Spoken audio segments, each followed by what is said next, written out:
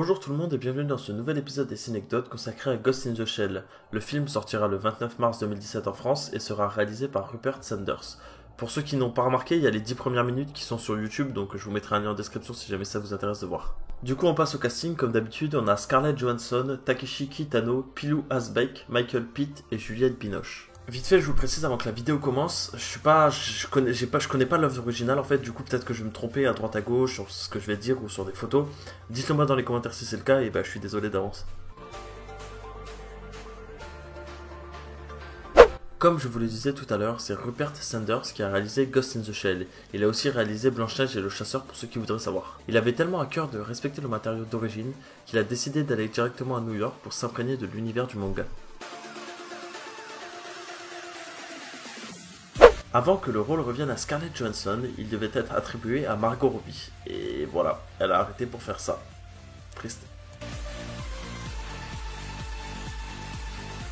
Pour ceux qui se rappellent de mon épisode des Cinecdotes sur la Grande Muraille, je vous parlais de White Watching et même de Ghost in the Shell. C'est tout simplement parce que de nombreux fans se sont insurgés quand ils ont su que c'est Scarlett Johansson qui allait camper un personnage asiatique. Le personnage de Hughes devait être campé par Sam Riley avant que le rôle ne soit finalement attribué à Michael Pitt. Le film est l'adaptation des longs métrages animés Ghost in the Shell et Innocence. Il reprend aussi quelques éléments de la série Stand Alone Complex. Ghost in the Shell a été tourné à Wellington en Nouvelle-Zélande. L'essentiel du tournage en prise de vue réelle s'est déroulé au Stone Street Studio, un plateau de production de pointe qui se situe au cœur de Wellington et qui a été construit par nul autre que Peter Jackson. D'ailleurs, ce n'est pas le seul truc qu'ils lui ont emprunté, puisqu'ils ont aussi utilisé sa société, Weta Workshop, une société d'effets spéciaux. Du coup, ils avaient de très gros moyens avec des studios ultra modernes et des génies des effets visuels. On part sur la dernière anecdote de casting. Avant que le rôle de Batou soit attribué à Pilou Asbæk, c'est Matthias Schoenaerts qui devait interpréter le rôle. D'ailleurs, Pilou Asbæk, il a déjà croisé Scarlett Johansson dans Lucy.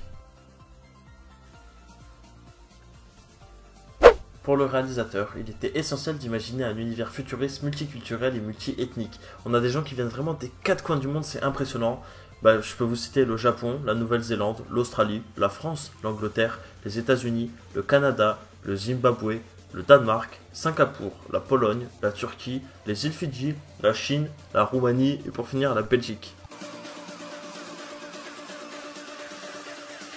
Dans ma première anecdote, je vous disais que le réalisateur est allé à Tokyo directement pour un peu s'imprégner de la chose, mais avec son équipe, ils sont aussi allés pendant 15 jours à Hong Kong.